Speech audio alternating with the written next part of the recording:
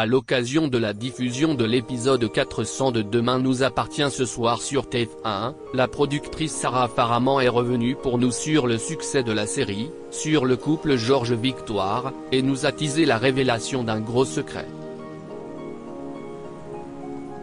Tel cet TF1 Allociné, Demain nous appartient fête son 400e épisode ce jeudi et a réalisé des records d'audience ces derniers mois, notamment au moment de l'intrigue autour de l'accident de bus en novembre.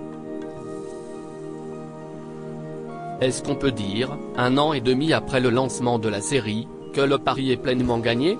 Sarah Faraman, productrice, oui et non. En termes d'audience nous sommes très contents, mais de là à dire que le pari est gagné, c'est peut-être un peu prématuré. Il n'est jamais complètement gagné et nous avons des ambitions de plus en plus élevées. Donc nous continuons à travailler ces audiences pour que nous ne soyons plus face à des records mais plutôt face à une moyenne avec les scores que nous avons réalisés en novembre. Nous sommes en tout cas contents du progrès et nous sommes surtout ravis de voir que nous avons des téléspectateurs fidèles. Durant les fêtes particulièrement, avec l'épisode du 24 décembre notamment. On sait qu'un 24 décembre a priori les gens sont davantage en famille que devant la télé mais nous avons fait un record de replay. Nous étions à 1,1 million de replays. Donc ce sont aussi ces scores-là qui nous font plaisir. Et après le pari est aussi rempli en matière de production. Vous parliez de l'accident de bus. Et je peux vous dire que lorsque nous avons commencé la série nous ne pensions pas pouvoir proposer une telle intrigue, avec ces moyens-là. Quelque chose qui n'a pas à pâlir en comparaison avec ce qui peut se faire en prime time. Mais que ce soit en termes de production ou d'audience, c'est un effort continu. Demain nous appartient a réussi là où plusieurs tentatives de feuilleton quotidien ont échoué au cours des dernières années, malgré le succès de Plus belle la vie sur France 3. On pense à Seconde chance sur TF1 ou à Paris 16e sur M6. Selon vous, quelles sont les clés du succès de la série? Je pense qu'avec Demain nous appartient on a réussi à proposer un programme qui parle à tout le monde. Et qui parle au public de TF1. On est dans une série quotidienne où tout le monde peut s'identifier. On n'est pas dans un milieu professionnel, contrairement à Seconde chance peut-être. On essaye d'avoir une pluralité de personnages, d'origines, de milieux, de fonctions. Et en même temps on a aussi su se différencier de Plus belle la vie, qui est dans une dynamique de quartier assez similaire, en étant plus romanesque et plus TF1, là où Plus belle la vie est plus sociétale et plus France 3 finalement. Je pense qu'on a réussi la bonne équation entre l'identification qui est indispensable sur une série quotidienne et l'ADN d'une chaîne. Les téléspectateurs de TF1 n'ont pas été décontenancés par ce qu'ils découvraient à l'écran. Tel cet TF1 durant la première année de diffusion, la série misait beaucoup sur les guests.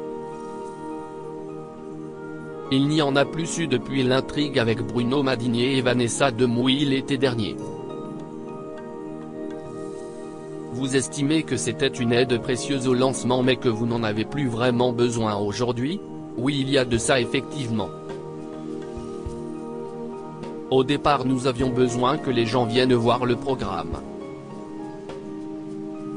Il y avait une promesse de quotidienne et une promesse d'un certain type d'histoire, mais parfois il faut aussi des noms pour faire venir le public. Quand TF1 lance Infidèles ils font appel à Claire Cain pour en être l'héroïne. Pour Sam c'était Mathilde Seigné. En fait pour n'importe quelle série il faut des noms connus. Ou même pour relancer une série. Lorsqu'ils prennent Shaim sur Profilage, il y a une volonté de surprendre les téléspectateurs, voire d'attirer un nouveau public. Donc au début, oui, nous avions cette politique de guests et aujourd'hui nous avons la chance d'avoir des comédiens qui sont reconnus et appréciés par notre public. Cela n'empêche pas qu'il y aura peut-être d'autres guests à l'avenir. On y fera appel si le rôle le permet. On ne va pas se l'interdire.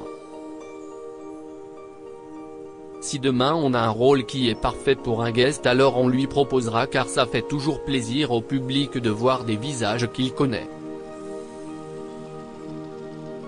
Et si on a la possibilité de faire plus de contre-propositions, en faisant par exemple venir quelqu'un qu'on a l'habitude de voir dans de la comédie et en lui faisant jouer un serial killer, ça peut amuser les téléspectateurs. Enfin, peut-être pas un serial killer car on vient déjà d'en avoir un dans la série, Rire. Mais pour le moment il n'y a donc pas de nouveaux guests de prévu? Pas tout de suite, non. On travaille. On a des rôles sur lesquels on s'est dit tiens, c'est un rôle tellement original et fort que ce serait intéressant d'avoir un guest dessus, mais pour l'instant je n'ai pas de calendrier ou de nom à vous donner. Qu'est-ce que vous pouvez dire sur le 400e épisode, diffusé ce soir à 19h20 sur TF1, vous l'avez conçu comme un épisode un peu spécial. C'est un épisode qu'on a calqué sur le calendrier à vrai dire puisqu'il est diffusé le jour de la Saint-Valentin. Donc c'est un épisode plein d'amour, où tout le monde organise la Saint-Valentin. Et puis il sera suivi le lendemain, lors de l'épisode 401, d'une grosse révélation. Un gros secret, très surprenant, va être révélé vendredi. Tel7 TF1, Georges et Victoire seront notamment au centre du 400e épisode. Vous comptez faire de ce couple l'un des couples phares de la série?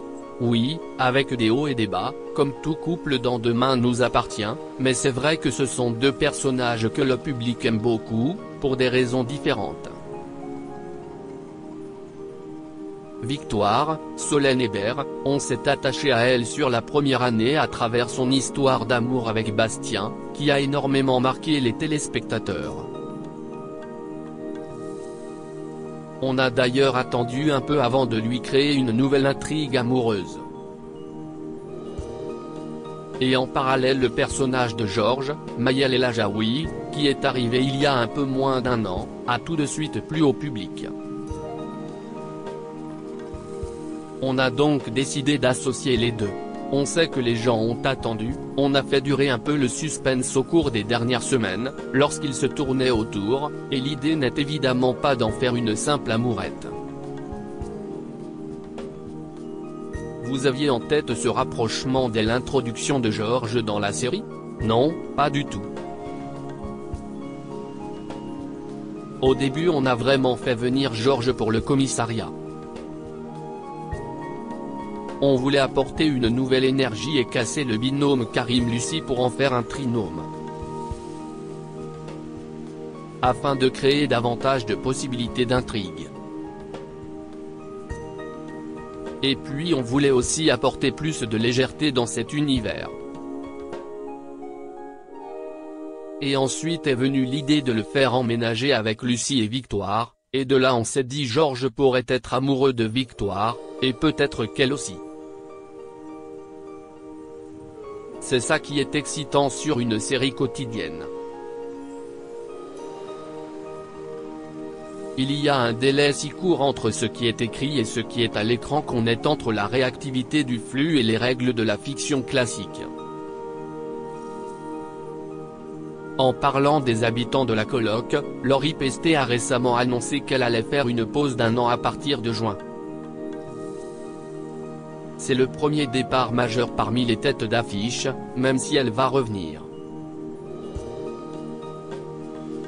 Comment est-ce qu'on vit ce genre de décision en tant que productrice?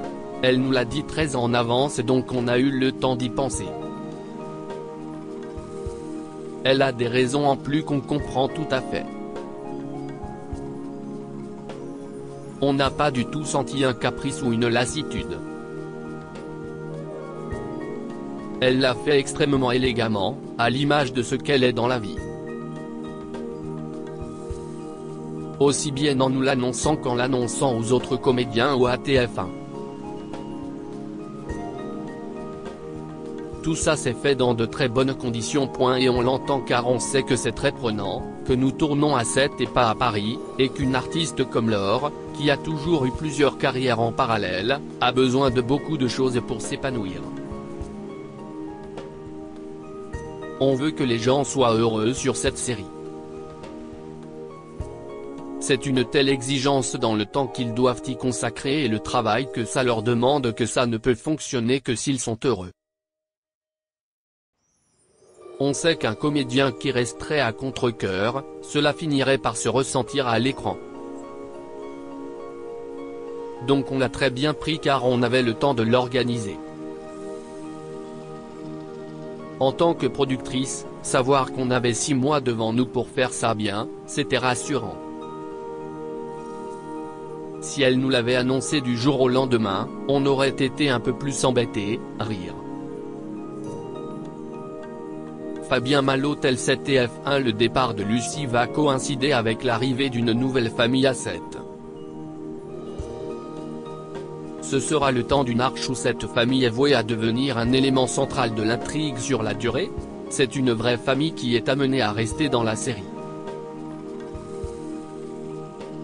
Et je peux juste vous dire que ce sera un couple avec 2 adolescentes. Un prime est également prévu d'ici l'été sur TF1. Qu'est-ce ce que vous pouvez dire sur cet événement à venir? Le tournage est prévu bientôt, on tourne au printemps et c'est actuellement en écriture. Et ce sera un tournage en parallèle du tournage de la quotidienne. On aura 4 plateaux en même temps mais on est prêt, rire. C'est tout ce que je peux vous dire pour le moment. Pour finir, vous allez prochainement être confronté à une réalité inévitable dans les intrigues. Maxime, Bart, Jessica, et Margot vont passer le bac. Qu'est-ce que cela signifie pour ces personnages à partir de la rentrée prochaine, puisqu'il n'y a pas d'université à 7? Il est envisageable qu'ils ne restent pas tous dans la série? Nous on n'a évidemment pas envie que ces personnages ne soient plus dans la série. Cependant ce qui est sûr c'est qu'on fait entrer de nouveaux adolescents pour que le lycée existe et que ces problématiques soient toujours à l'écran car elles sont importantes pour nous. D'où l'arrivée de Gabriel, le fils de Morgane, NDRL, de cette nouvelle famille avec 2 adolescentes, ou encore des enfants d'Arnaud, Charlie et Luc, que l'on découvrira bientôt. On fait entrer une nouvelle génération d'ados dans la série. Et les autres on les aime et on veut qu'ils restent, bien évidemment. On réfléchit, entre les études qu'ils pourraient entreprendre ou une éventuelle entrée directement dans la vie active. Mais l'idée est plutôt de les intégrer dans des univers existants et de les faire grandir. Nous ne sommes pas dans Degrassi, nouvelle génération, rire.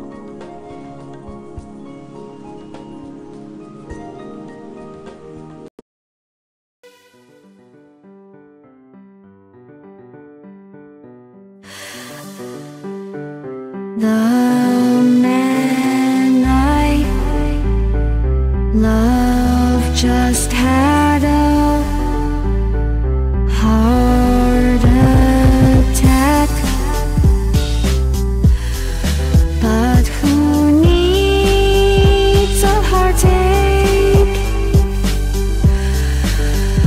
I am a man she